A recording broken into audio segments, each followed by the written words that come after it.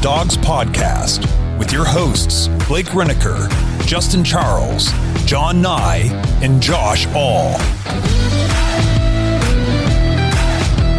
We're going to get into everything about the Texans-Browns game this week. Browns, if you're good at trigonometry or calculus or astrophysics, you can figure out how we clinch this week with a win down in Houston. So it is a possibility for the Browns to clinch this week. I don't have any of those degrees, so I'm not going to tell you how, but I just know that we can clinch this week. Maybe somebody else can tell us how. Before we get into everything, though, with this preview and how this game can affect the rest of the Browns season, remember, you can find us on Google, Apple, Spotify if you want to just listen. The socials are Twitter, TikTok, Facebook, and Instagram. If you're watching on YouTube and you haven't subscribed, please do so. Tap the notification bell so you never miss any of the times we're going live, any times we're putting out new episodes throughout the week. And lastly, if you're looking for more dogs content, head to jointhedogs.com, become an official Dog Pack member on the Patreon page.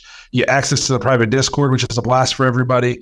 It's a good read. If you have kids and you got fundraisers, join the Discord. You pop that fundraiser in there. I guarantee you're going to make some money for the kids' fundraiser. We've been donating to some people's stuff this week. So it's just we've built like a really good online Browns community in there. Everybody gets along. It's a good time. We literally span the globe. It's pretty awesome. You get access to that Discord. You get an extra episode every week. You get to play fantasy football with us, which we're in the playoffs now in 4 different leagues, plus a dynasty league. We give away merch all the time. So if you want to hang out with us, you want to become a Dog Pack member, you want to hang out with the dogs all the time, make friends from all around the world, jointhedogs.com, become an official Dog Pack member. Like you have to redo a little bit of your why John Nye or why Kenny Max here and John Nye is not, because the audio was not turned on for the open. Well, thanks, man. All I see is I'm getting my chops busted for being late in the chat. But then if I'm late, I would expect to show up and everything be perfect. Basically, John's not here. Show up to finish the setup. John's not here for really, I don't know why. So instead we got Kenny Mack. Basically, if you want to know what I said in the intro and you didn't hear it, just go watch any other episodes I've ever done in the last 400. They're pretty much all the same. So again, the socials are Twitter, TikTok, Instagram, and Facebook, and you can find us on Apple, Spotify, and Google if you guys couldn't hear that part and you're new to this show. So we'll move into the game. Browns have a big game, have a chance to move to 10-5, potentially have a chance to clinch. I know it'd take a lot of help, but imagine thinking the Browns could clinch with 2 weeks to go despite all these injuries. I mean, if you would have told me 10 weeks ago we would be have a chance to clinch in week 15, I would have told you guys were crazy. Yeah, first time in my life, I would have said. Well, is it so if we clinch before the end of 2 games early, would this be the earliest we've ever clinched? In a long time. I mean, 2020, we clinched week 17. We had to win against the Steelers and Mason Rudolph to get in. So I think the last time that we actually clinched this fast would have either been in 94 or 85. Yikes. I know in 85 we were 12-4 and we clinched early. And with Belichick, we were division leaders and we clinched early in 94. Those are the only times. Anything else that I remember, like 2002, 2022, 2020, it was like the last week. And even 89 was the last week. Because everybody in that season, everybody was like 9-6-1, 8-8. It was wild. Kind of like everybody's close this year. Mm-hmm. The division races this year kind of wild. It kind of sucks. I feel like if we get to 10 wins, we're already like an 86% chance to win right now. If we win this week, we got our chances of making the playoffs. It would take a pretty epic collapse to not make it. But it kind of sucks that 10 wins was used to just basically if you got to 10, you were getting in. And now it's it's not a guarantee getting to 10 because the AFC is just so loaded. I mean, in teams, to look at the parity and how much turnaround there is in the league from year to year, the Browns played a 4th place schedule this year. And we've only played, I think, 3 teams that aren't over 500. Yep. This is supposed to be a 4th place schedule. Yeah, a lot of surprises. You know what I mean? This year. Yep. So just the way that it's worked out, I mean, we talked about it in our schedule preview show, at least Justin and I did. I didn't think we had an easy schedule. A lot of people were just picking out easy wins left and right. And I thought even if we were completely healthy, like it was a tough road. And then we had all these injuries. So to see us still overcome all those injuries with a chance to clinch early, it's awesome. Heading into Houston, I had this game circled the last couple of weeks as like, this is going to be a tough one. As I still think it's going to be tough, but we did catch a couple breaks in terms of CJ Stroud's not going to play. Tank Dell went out for the season a few weeks ago. Will Anderson's not going to play in this game. So the Browns did catch a couple breaks in terms of injuries that the other team are going to have. So that helps. And again, when I say that helps, I'm not happy they're hurt. It's just, as a Browns fan, we're going to take the breaks when we can get them, considering all the injuries we've dealt with. And you're not going to find, bigger CJ Stroud fans than us when he's not playing against the Browns, right. Obviously being big Buckeyes fans here. But I still think this is a tough game. When I didn't think I was going to make it to today's episode, I texted the guys what I was going to, kind of my thoughts for the game. And I said, this game I think is won and lost with the defense, if they can have a good road game this year. They might not have CJ Stroud, so that maybe some of the explosiveness out of their offense isn't there. But Case Keenum is still a capable quarterback. I mean, he won a game for the Browns a few years ago. He pushed the ball as far down the field, but he can make good decisions and he can get rid of the ball. And Devin Singletary has been running the ball very well lately, and this Browns defense has struggled against the run on the road.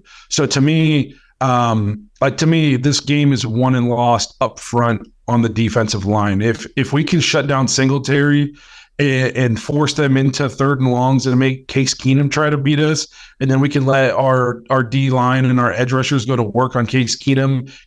Stroud's a lot more mobile. You're not going to get the mobile plays out of Case Keenum. Then I think that plays into our favor. But if they can come out and they can control the clock and they can pound the middle with Singletary and he's going to go off for 100+ yards, we're going to be in trouble, I think.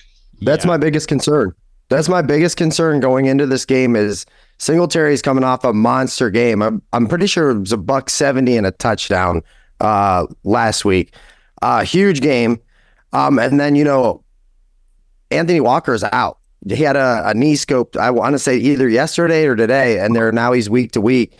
And he's kind of the heart of the that linebacking crew. I mean, JOK is the stud, but I think that, the communication guy is Walker. He's the one that, makes it tick. So for me, I'm a little nervous there. But I think you're 100% right. I think this game is won on the defense. If the defense shows up and has a stellar performance like it is at home, I mean, this should be a very winnable game with Stroud out. Yeah. So I couldn't agree more. That defensive line, if they do the performance that they just had last week, which was just enough, that could control that line.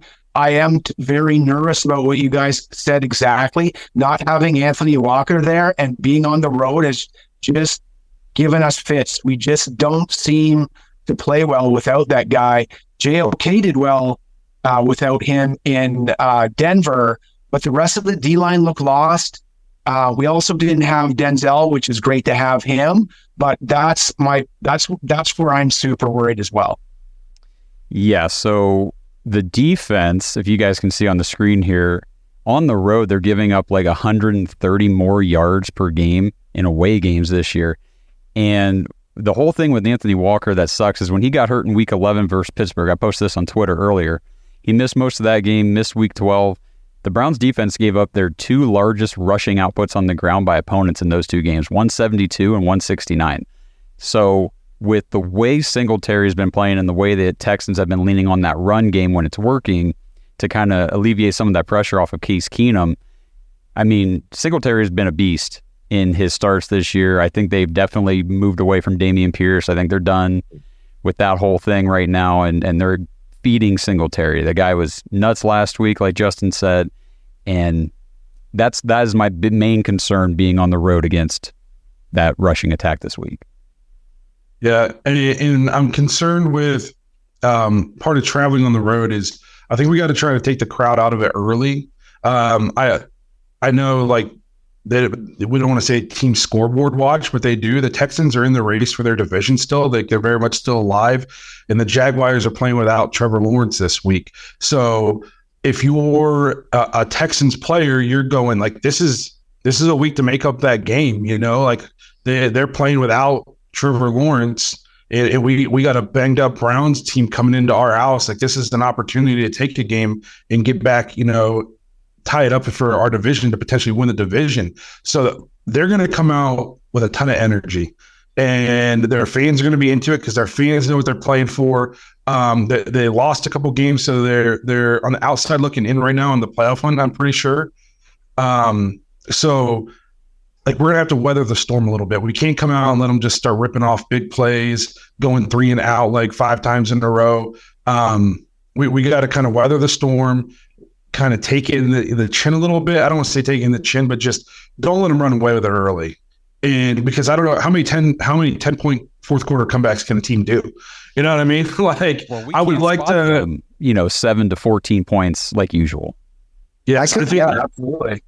I think what I said too. Go ahead, Justin. Go ahead. They're tied with the division lead. It's a 3-man race. Everybody's at 8-6, so it's not even like they're out of it. They're very much in it. And yeah. I mean, so I said I would like us to limit the turnovers, as in like don't have any. But I don't know. I'm at the point now where instead of wishing we don't have any turnovers, I'm hoping we don't have any on our side of the field. And you know what I mean? Or picks. Like, if we're not going to limit the turnovers, which I just don't even know if we can expect that anymore, can we at least make sure they're not super untimely or at our own 10-yard line where, they're guaranteed 3 points as soon as they pick it off, or worse, they run it back for a touchdown. We're the worst team in the league in points off turnovers. Like, teams, I would reckon, I don't have the stat, I'm just kind of guessing, but I would say like probably 80% of the points teams have scored against us this year are off of turnovers. And the 80% might be low. So if we can just, if we're going to turn the ball over twice, let's do it at the 50, and then make the tackle right away. Right. So at least they still got to go 50 yards. That kind of, because I'm done saying let's not have any turnovers. At this point, it's just kind of like, we're going to have 2, so I know Kenny Mack was talking a little bit before we came on here. They play a ton of zone, he was saying, which we'll let him get into that. I think that bodes well for the offense. Outside of Amari Cooper, I don't know if we have a ton of man beaters right now. You know what I mean? Like, I think Joe Flacco can thrive in just sitting back and finding the holes in the zone, especially if we can get just a little bit of time, which Batonio might play this week. And it sounds like we're at least going to have Ethan Posick back. So that should help. They really get after the quarterback. They sacked the Titans 7 times last week. And when we played the Titans, we sacked them 3 times.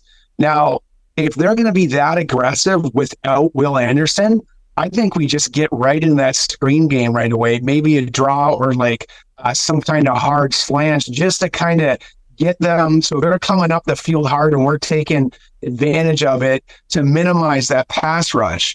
And then once that settles down, what we were talking about before we started is they play cover 6 and they play quarters, which generally is like a bubble style of defense, right? So they're kind of bend, don't break. And that's going to leave a lot of holes in the zones. So our guys just got to know where to go. And you guys have seen Flacco in the last 3 games. That guy can move in the pocket enough, and then he can basically get the ball where it needs to be. And he's throwing to a point. So if they're not there, and that's where these damn interceptions come from, and they result in pick 6s. So we need Tillman, we need Bell, and we need those younger guys. We need them to wake the hell up and be in those zones, because that ball is going to come. So don't whiff on Flacco, because that ball will come your way if it's open. You mentioned Tillman. I like what the Browns have kind of done with him the last couple of weeks since the DPJ trade. He's been kind of commanding the middle of the field, and I feel like for a long time the Browns have pretty much avoided the middle of the field. You know what I mean? Like, and you can get a ton of chunk plays if you're willing to go over the middle. And we got Tillman is a big body, strong guy, and I feel like he's kind of a commanding presence in the middle, which is then that's going to open up your outside stuff a little bit more. So I think they've done a good job with that, and I think he's really played well the last couple of weeks. I mean, his stats aren't like blowing you away or anything, but when called upon, he's made big plays. So I like what we've gotten out of Tillman. I don't expect us to be able to run the ball well this game. Again, like our yards per carry is awful.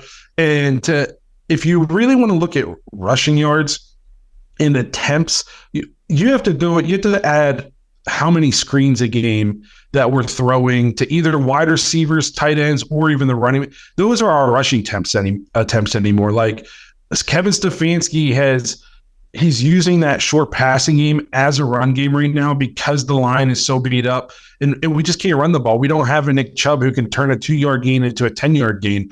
We have Jerome Ford who can turn a 2-yard gain into a 1-yard loss. So it's just like we don't have that dynamic running game right now. And Kareem Hunt's been great in the short yardage situations. Like if you need a yard, Kareem Hunt's going to get you a yard. I don't know if he's been stuffed once since we've re-signed him, but the explosive plays out of the run game are just not there. Like, I mean, every once in a while he'll break off like a 7 or 8 yarder, and then he gets called back for a bullshit hold. Yeah. So, if you're one of these people screaming about running the ball and pounding the ball and all that good stuff, like you have to understand these wide receiver quick screens, these screens to Njoku, these are just an extension of the run game anymore. This is just Kevin Stefanski adapting and adjusting to his personnel up front and realizing just getting an I formation or in the shotgun and running the ball, you're looking at second and long every time if we do that. Like I think he's doing a really good job of mixing it up, that screen game to use as an extension of the running game. Yeah, for sure. And like you said, Bitonio, iffy, is questionable going into the weekend,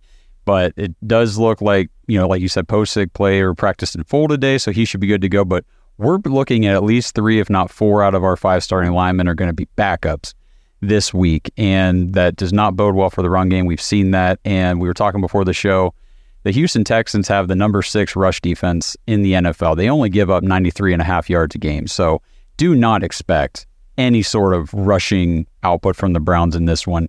They're 25th in defense against the pass, though. They give up almost 240 yards a game, so this is going to work out if things go well and we don't turn the ball over. What they do well on defense and don't do well kind of goes right hand in hand with what we can't do on offense and what we can do, because I expect another 300-plus game from Joe Flacco if, things go the way they have been.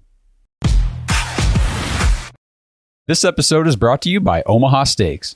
Browns fans, you've heard me talking about Omaha Steaks for like 3 years now, and seriously, the only reason that I keep doing it is because I love Omaha Steaks. That's the reason I reached out to Omaha Steaks to establish a partnership in the first place.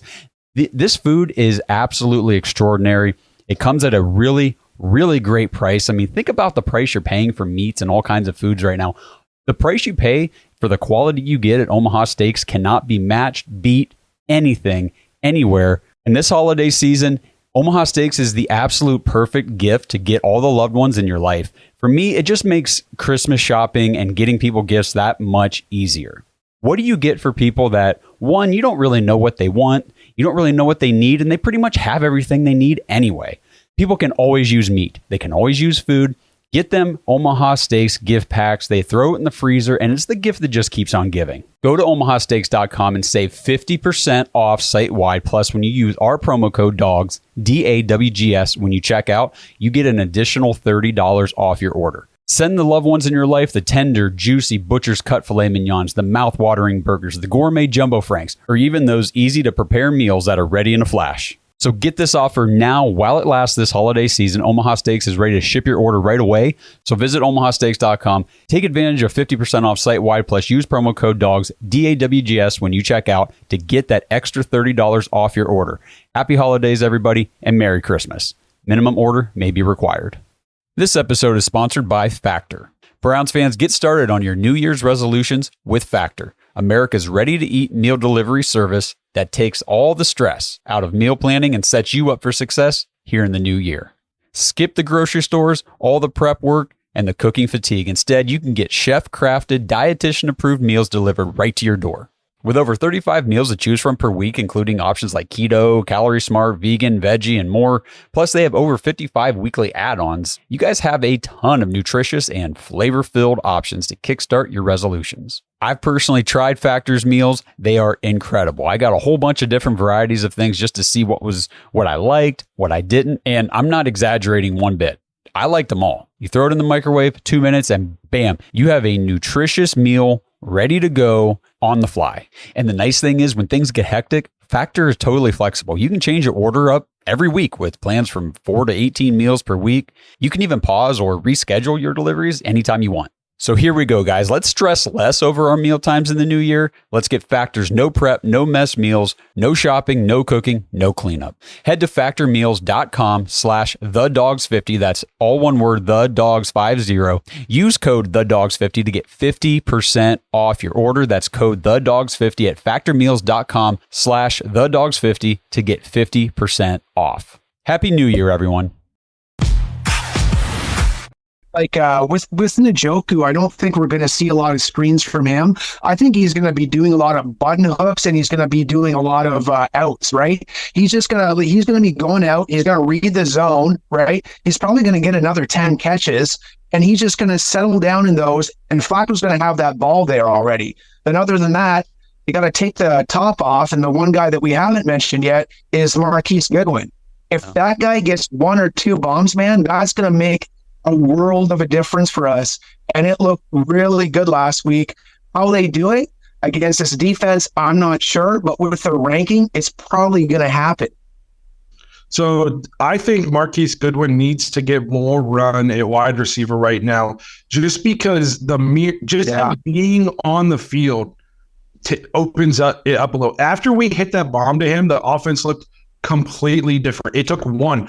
And I'm not even saying you have to complete it, but if he goes out there and he runs a couple deep routes and we take a shot or two just to show that we're willing to do it, that's going to soften up the coverage. And you saw us, he connects on one deep ball last week, and all of a sudden that we look like the 2015 Broncos throwing the ball in the fourth quarter or whatever year it was. So I think you got to put him on the field. I'm not saying he needs 45 offensive snaps, okay? But the dude needs to get 10 or 15, in my opinion, especially if we're going to throw the ball 45, 50 times. Just that threat of him being on the field is going to help loosen up that underneath stuff. For the first 3 quarters, they were not scared of our downfield passing attack at all. They were sitting on every single route. Even if we could complete a pass, they were on us like white on rice. Like there's no opportunity for yak because they're just sitting on routes. They're not afraid of anything deep. We hit one deep ball to Goodwin. It's all different. Amari Cooper gets a couple deep passes, scores on the one. So I think Goodwin needs more run. The Browns are in desperate need of speed on the field. He's got to get run out there. Call me crazy, but I feel like we're going to see a trick play out of DTR in the not so distant future. Like 2 weeks ago, he came in and it was 2 straight quarterback runs. Like he takes the snap, sweeps. Last week he comes in, there's the swing pass. They're just waiting for that time where it's going to be 3rd and 1, 4th and 1. And we're going to bring DTR in, and everybody in the world is going to think this is going to be a quarterback sweep to DTR because this is what the Browns have done ever since Flacco became the starter, and DTR just kind of became this little couple play package guy. They've just been running quarterback sweeps with him, and where he's going to take the snap and he's going to fake a quarterback sweep or something, and it's going to be some kind of trickeration or pass play out of that. So just wrap your heads around that now. If it happens this week and it's 4th and 1 and we throw for it, guys, like just know it's coming. And I think we have to be creative. The offense is at such a disadvantage in terms of personnel right now up front and in the running back room. And I know Flacco's playing great, but he's still our 4th quarterback. You know what I mean? He's a long way away from being our starter. I think now is the time to get creative. I'm not saying to come out and run the annexation of Puerto Rico on the first play and on the 3rd play run the fumble Ruski. But if we're having a hard time moving the ball and you need a spark, I have no problems with opening up and emptying the playbook a little bit this week because sometimes that's what it's going to take. And just the threat of that a little bit can help open up than your more standard regular offensive plays. So I'm fully expecting some kind of DTR third and 1, fourth and 1 bomb or throwback or something out of that package that we haven't done yet that I feel like Stefanski's been setting up for the last 2 weeks. Yeah, I think How about we get Pierre Strong to get like more than 2 carries? How about that? That'd be nice. I wish. I don't know what's going on there, why he can't get on the field. My only thing is that he has to be awful in pass pro. That he can't get on the field more, because he looks like the most dynamic running back on our roster, but he can't get the ball. I don't. That is something that is. I haven't been able to figure that out. The pass protection thing's the only thing I've been able to figure out. Yeah. One thing that is going to help us on offense, I think Justin might have mentioned it at the top, like Will Anderson Jr. is not going to be in the game, and they won't have Blake Cashman either, who's their leading tackler. So that's huge for us on offense to have those 2 guys out. And then I just wanted to highlight, though, like their cornerback, Derek Stingley. He's either a second or third year guy this season, and he's pretty good. He's a pretty good cornerback. That'll be an interesting matchup. I'm sure he'll be somewhat with Amari Cooper, who, by the way, I wanted to mention, Amari Cooper is just 15 yards away from being the first Cleveland Browns wide receiver ever to have back-to-back 1,000-yard seasons. Yeah, he's got 4 different quarterbacks this year, and he did it with Jacoby Brissett for 11 games last year. Yep. Unreal. That's insane. I don't think there's any way you can let Amari Cooper go this year. No way. No way. I think we desperately need to add a running mate to him. Somebody with some. We need a big play guy. Like Amari Cooper he's a 1. Okay, I truly believe Amari Cooper is a 1, but we need a dynamic guy opposite him, like just a freak athlete. I'm not saying like you can just go get a Jamar Chase, Justin Jefferson guy. Like those guys don't grow on trees, I know, but like we need somebody to put opposite him that is also a guy like they get to game plan around a little bit, like a T. Higgins. Yeah. So I've seen a lot of talk about he'll look good in brown and orange next year. I would 100% take that if he ends up not getting paid down in Cincinnati. So, but yeah, there's no way you can like Cooper Walk. He fits the mold of this team so well. He's like the Nick Chubb of wide receivers. Yes. And he fits the culture what the Browns want to do, like whatever it takes. Next man up, just go to work. You don't have to talk about it, just be about it. Like, I don't think you can let him go. I think he's important to the locker room, and we've seen. 2 years in a row, he never gets talked about when you talk about like the best wide receivers in football. And I'm not saying he's top 3, but the dude's definitely like in the top 10 range. And you don't just let that walk out the building. He's got the respect of the players. You can tell it by the way they talk about him. I agree they shouldn't let him go. And he just does. He's the best route runner in the NFL. Period, man. Like he just gets open. He says he's always open, and he pretty much is. Now this year, whether he catches it or not, that's a different story. But for the most part, he's been awesome. Yeah. Yep. Well, and I think some of that was the DTR. Like Blake said, 4 different quarterbacks plus DTR had the 1 velocity, and you saw drops across the board. I mean, when Amari Cooper's out there dropping 2, 3, 4 passes a game, it's like, what the hell's going on here? Now, David drops a few here and there, but, that was the problem there too, and they weren't the only 2 guys. Ford couldn't catch a pass. Like, DTR was a tough quarterback to play with. Amari Cooper actually talked about that. He got asked about Joe Flacco and stuff, and he said he just throws such a catchable ball, and they asked him what that was about, and he said it's not necessarily just a good spiral. But what Amari Cooper touched on was the fact that Joe Flacco is quicker with his reads. So because he's quicker with his reads, he's getting rid of the ball on time. And because he's getting rid of the ball on time, he doesn't have to just throw a 99-mile-per-hour fastball. He can throw a nice, soft, catchable ball because he got through his progression a half a second sooner, and he doesn't have to just try to whip it into the window because he was a second late getting to the read. So he actually was asked that question, and he talked about how Joe just he kind of touched on like this is why we were dropping passes, and we kind of talked about that. And when I'm a professional wide receiver, they want to catch I think they should catch every pass. They're a professional wide receiver, but at the end of the day, they're thinking about their route, yards after catch. They got 220-pound safeties barreling down on them. Like throw them a ball that's make their job easier. You know what I mean? So, and we talked about that as being a part of being a good quarterback is throwing a catchable ball. So Joe Flacco's come in and done a really nice job of that, and which is why we all kind of wanted to see him play anyways, just the experience factor. It's not that we think like DTR isn't going to be good one day or isn't a better athlete or a bust. It's just with this roster at this point in the season, you need the guy who has been there, done that, and has seen it, and he's not going to, panic in the moment. So he actually that's the best ball that I've seen in years. Like, he is amazing, and he's throwing it to a point like he did with Amari on that 50-yard touchdown. I just haven't seen Browns quarterback do that. And hopefully the quarterback room is taking notes, because I want to see more of that stuff coming out of our quarterbacks in the future. And I just think this is amazing. And I can't believe I'm cheering for this dude.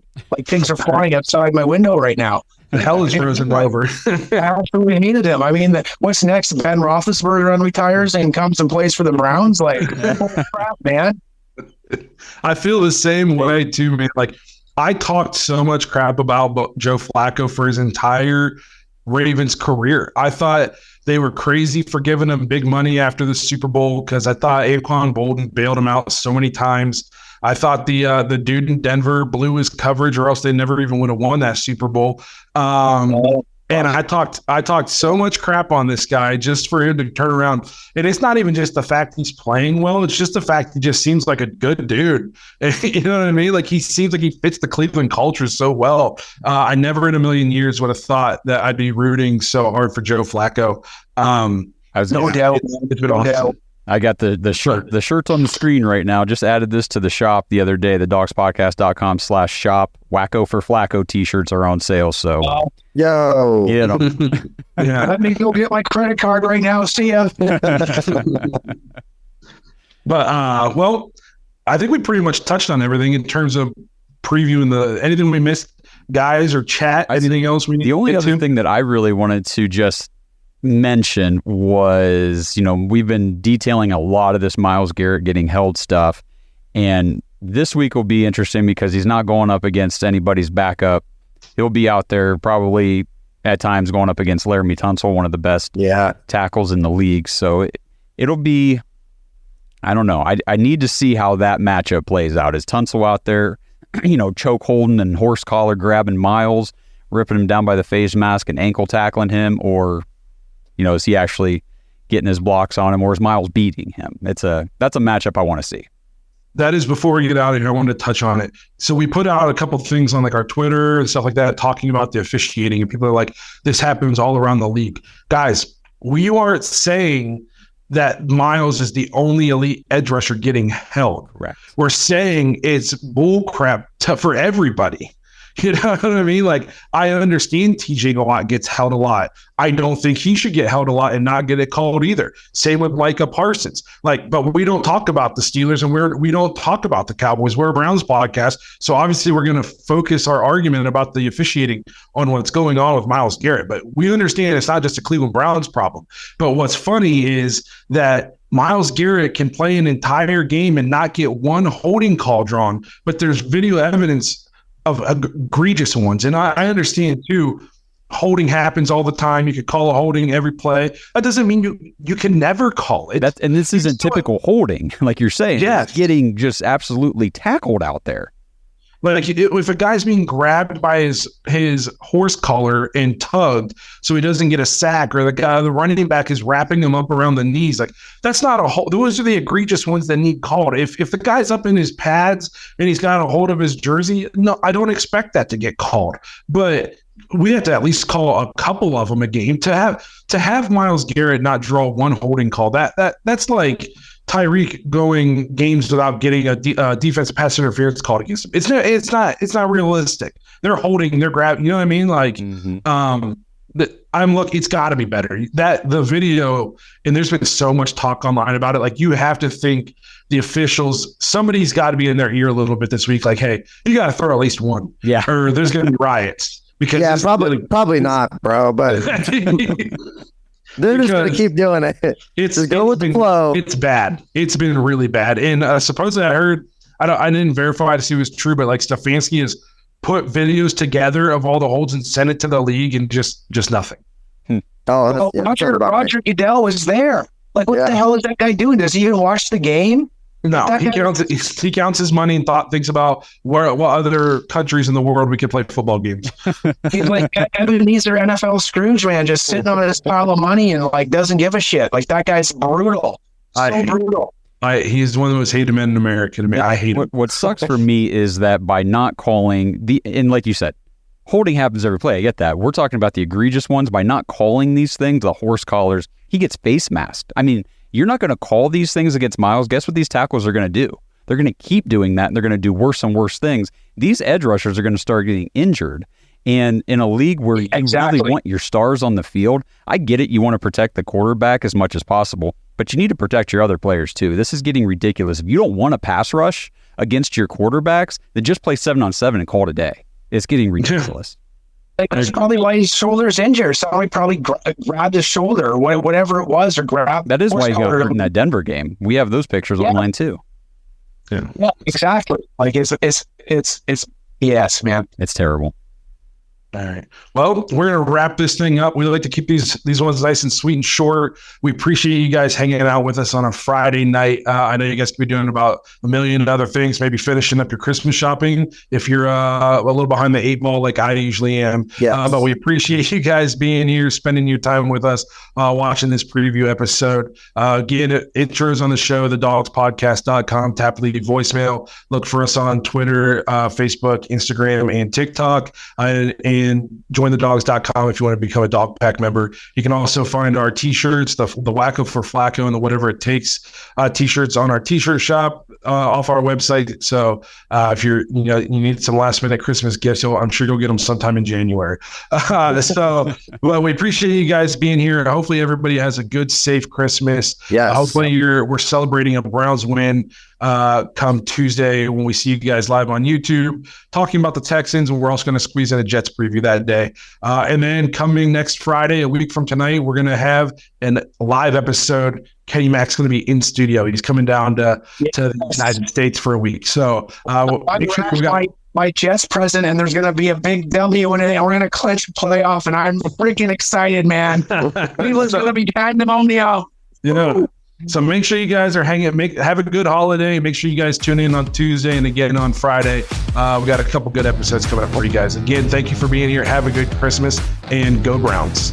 Go Browns. Merry Christmas, everybody. Merry Christmas. Go Brownies. Ho, ho, ho, ho, ho, ho. Thanks for listening to another episode of the Dogs Podcast. Make sure you subscribe on YouTube and follow us on Twitter at The Dogs Podcast. Get your thoughts on the show at thedogspodcast.com.